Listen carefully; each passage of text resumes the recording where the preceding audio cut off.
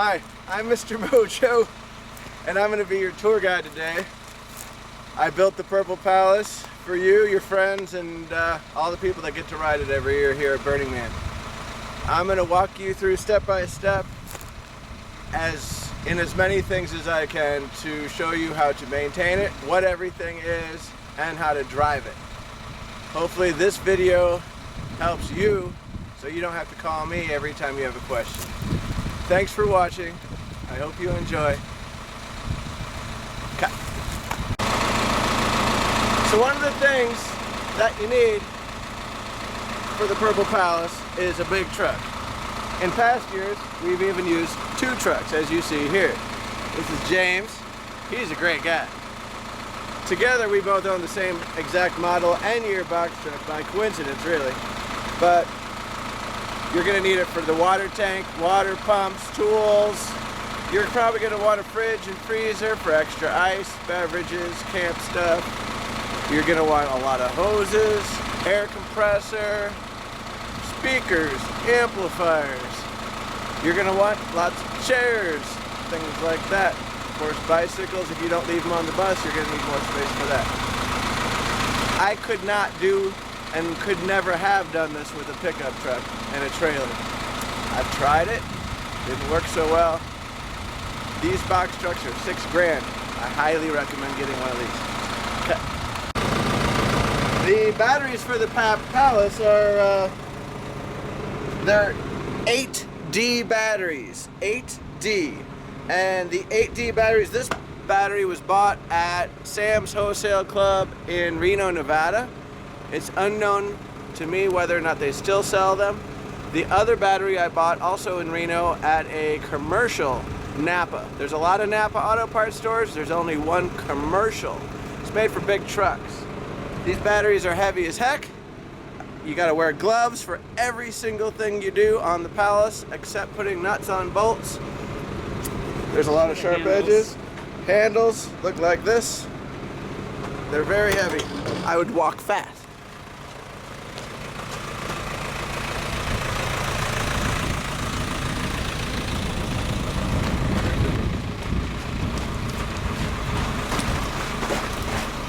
You're going to be going that way with the battery, so walk that way.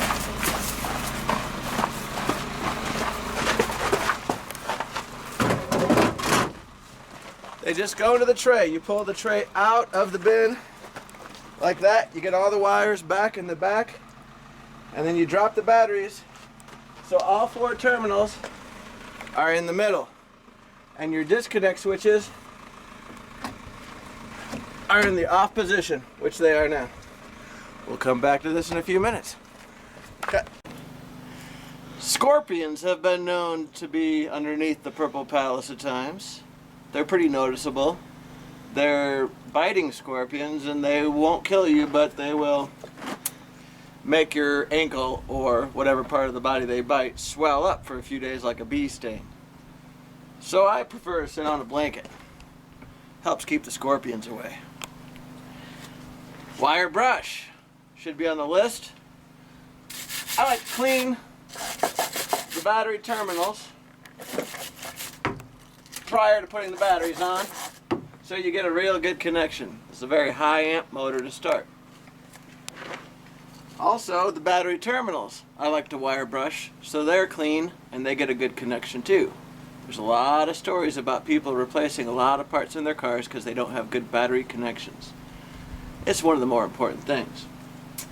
Now that we're dealing with 2 8D batteries here, your biggest fear is connecting one of these poles to the other pole with any metal object. It will arc. It will weld that metal object to one of the poles, and when you try to grab it, it will be red hot. So hot that it will give you third or worse, melt right through your skin. Really hot, red hot. Gloves, essential while working on the battery. Battery acid can leak out a little bit while you're on your journey. These little drops of water, they look like water, that's sulfuric acid. It's really, really acidic. It will burn holes in your clothes, on your shirt. You don't want to get that on you. Really bad stuff. Alright?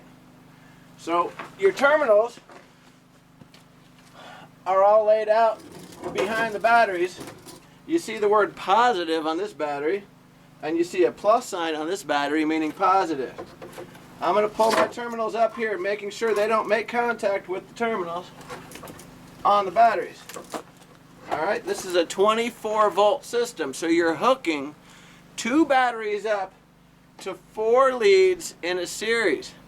Alright, which means you're going from negative here. It's not red. Alright, it's just all silver. Positive here. See positive here?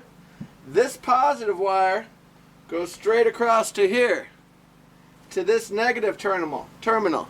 Yes, you're hooking a positive to a negative, and then here is your other positive over here. Alright? The power is in all essence going like this. Alright? It's really strange. It's 24 volt. You're using 2 12 volt batteries to make a 24 volt big ass battery. This is the largest battery array of any vehicle on the highway that I could possibly think of. This is a lot of power right here. Alright?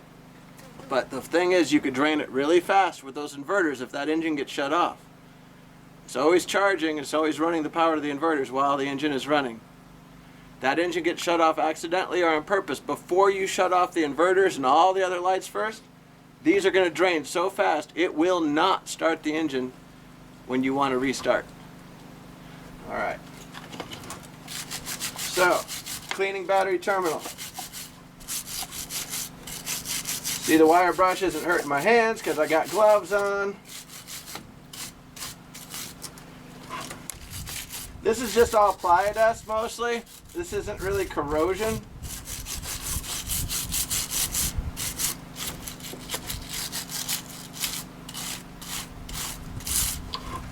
Alright.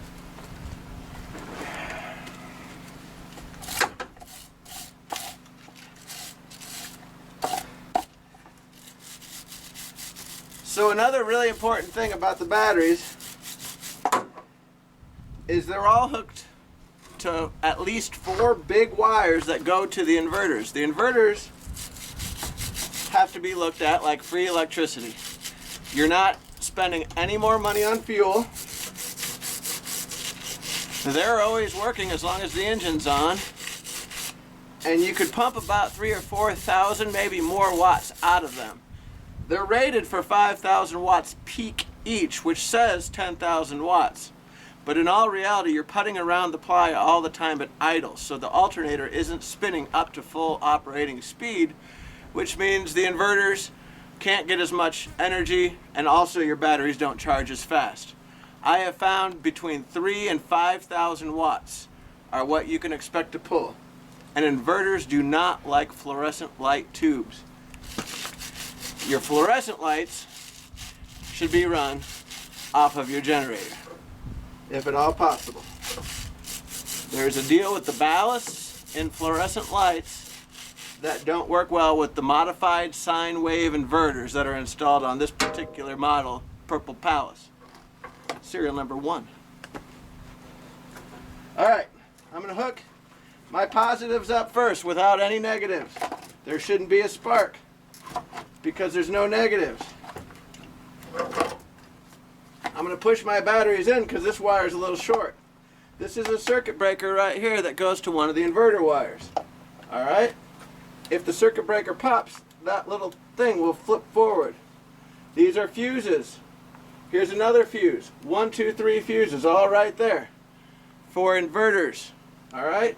If your inverters get wet or you take them off and you forget to hook them back up before you put the batteries in because you're in a hurry, all these fuses will blow. And you'll be partially screwed. Here's some fuses. Here's some more fuses.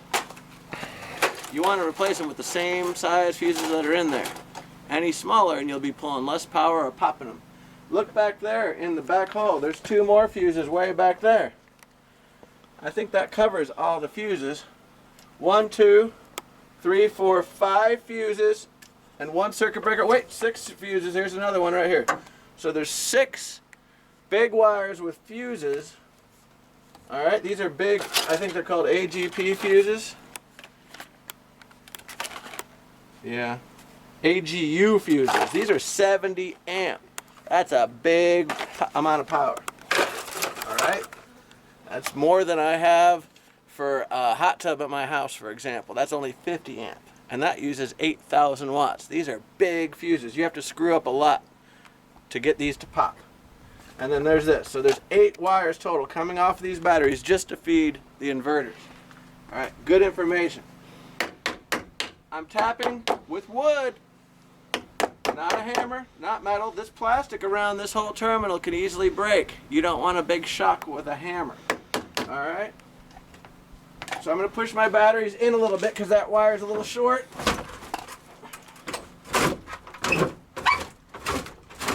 Everything's big with the purple pallets. Now, I'm watching these 2 terminals on this big master switch here and this wire here. All right? I don't want that wire to touch them.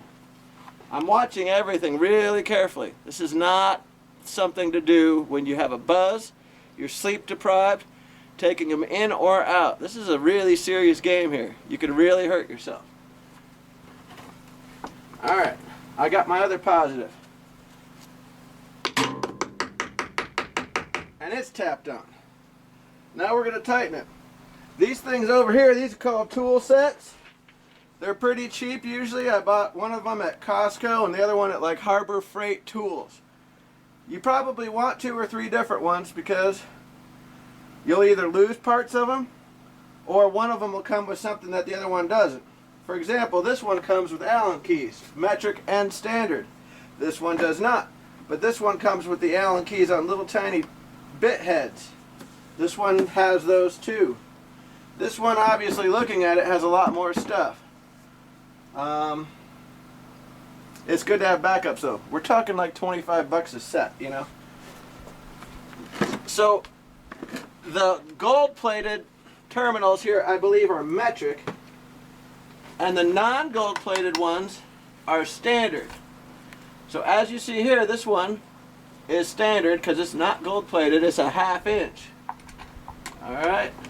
I'm just going to tighten that up. If you over-tighten this, it will strip everything out, and then you'll be screwed. So, nice and snug. It doesn't move around anymore, as seen here in photo. Next, we're going to figure out what metric size wrench that one is there. You can just set those in the egg. We'll be over in a minute.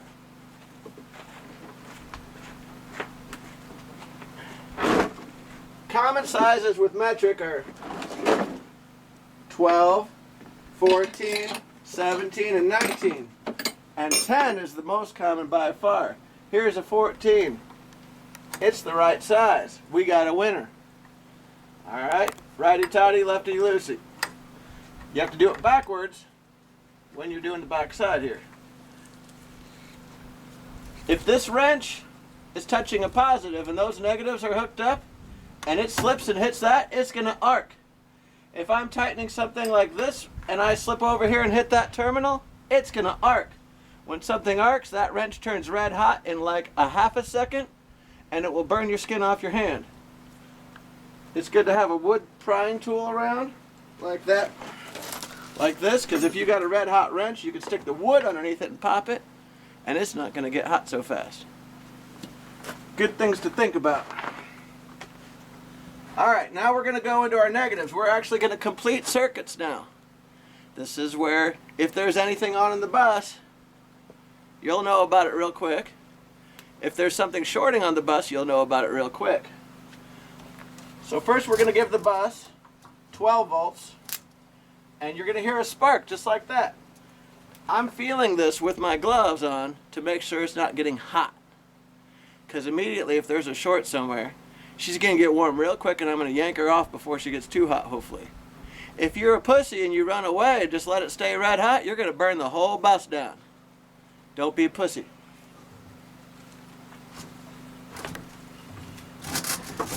So I'm kind of twisting this because I'm not going to be able to get a wood tap in there very easily. I'm going to try though.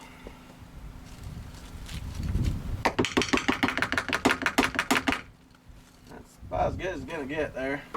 And we kind of got a little bit of a loose nut up top here. You can see these are moving around a lot. Now right now this is real dangerous in here because I'm touching hot wires right next to another hot wire. But I didn't really clean that as well as I wanted to, so I'm cleaning it a little bit more. So what size was that? Not 1/2 inch, but 14 millimeter. Alright, so we're going to tighten our 14 millimeter righty-tighty, but backwards because we're doing it reverse.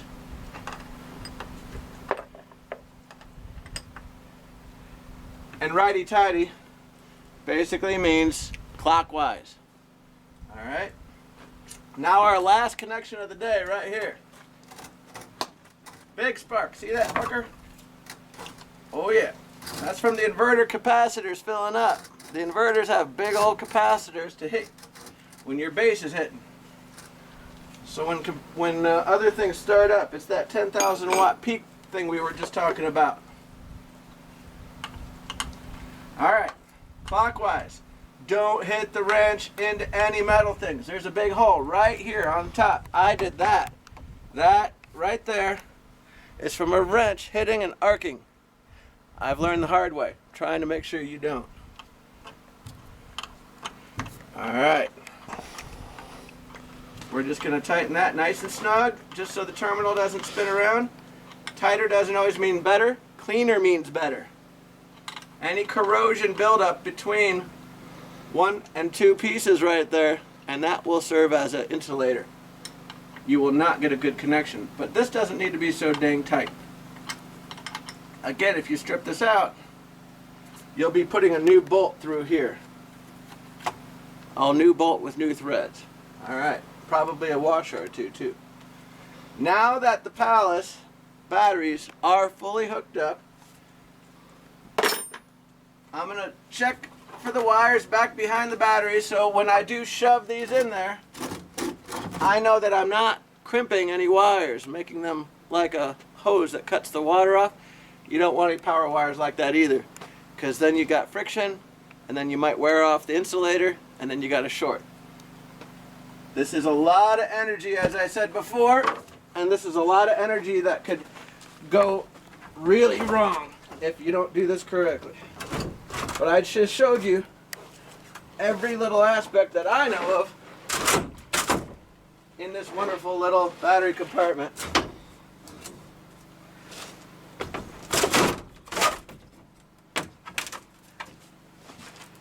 So this thing used to hit these bolts and push it back, but it just kind of goes up there, and as you see here, this hole hits the bolts here, and that locks that in.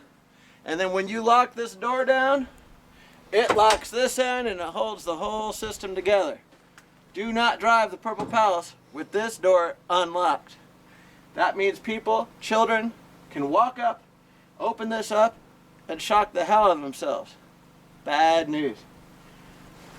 Alright, now that the batteries are in, these are the master switches that put power to the main control board up front, the computer for the transmission, and the computer for the engine. I'm going to flip them on. If you look right here, it says on, and right here it says on. All the way across. All the way across. Now the Palace has power. The question is, will it start? Okay. The third floor of the VIP room folds open so that there's a door so you can carry out items that you store in there throughout the season. We use a strap on the top and wrap it around the back of the DJ table up top. This year we have 2 straps up there, one going over the top and one going around the back side. Typically we store everything in the VIP room when the bus isn't being used, and we cover everything with a tarp to make sure that it doesn't get wet because the roof does leak.